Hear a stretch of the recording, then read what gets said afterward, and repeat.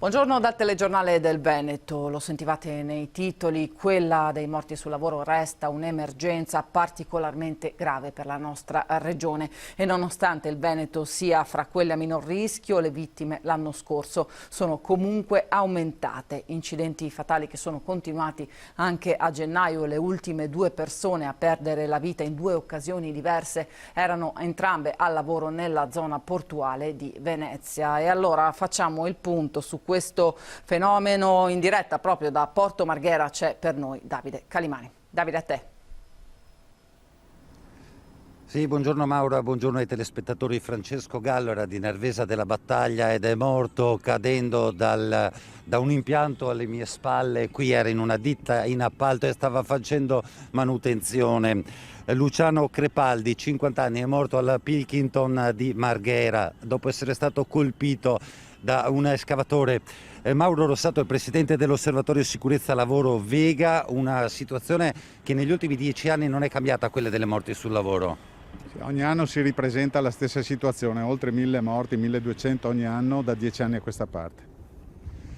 E abbiamo visto, lo abbiamo sentito nei titoli, il Veneto, per quanto sia una regione virtuosa, ha visto un aumento di questi casi, 105 l'anno scorso nel 2021, come mai? Sì, 105 significa un incremento rispetto all'anno precedente, ossia il 2020, del 22%. Ma come spiegarsi questo incremento?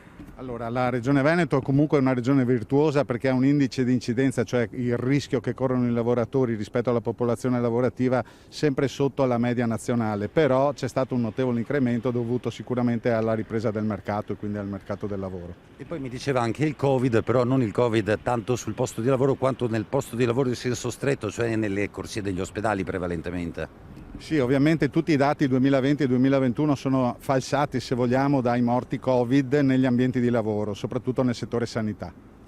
E a proposito del fatto che questi 2 incidenti si sono verificati nella zona di Marghera a distanza di pochi giorni, la morte è sopraggiunta ad un giorno di distanza, noi abbiamo raccolto la voce di 2 sindacalisti e del presidente di Confindustria Venezia, poi la linea può tornare allo studio. Il fatto che sia per quanto riguarda gli SPISAL sia per quanto riguarda gli ispettorati del lavoro devono essere aumentate le risorse, in particolare in termini di risorse umane. Su questo si sono fatti troppi annunci in questi anni, ma poco di concreto è stato fatto. La sicurezza sui luoghi di lavoro non è un problema che riguarda solamente i luoghi di lavoro, ma è un problema civico.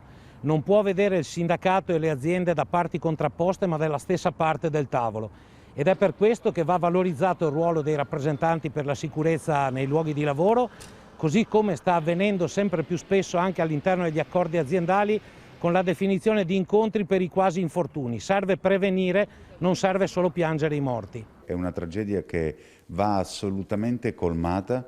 Noi dobbiamo avviare un processo culturale di cambiamento importante, perché non ci si può limitare soltanto a capire le responsabilità. Quando muore qualcuno dobbiamo chiederci se abbiamo fatto di tutto per evitare che questo accada, e purtroppo no. Perciò dobbiamo insistere sulla formazione, sulla cultura, sulla capacità di insegnare ai nostri collaboratori di avere una percezione del rischio, perché in base alla percezione si può eliminare anche un eventuale fatality.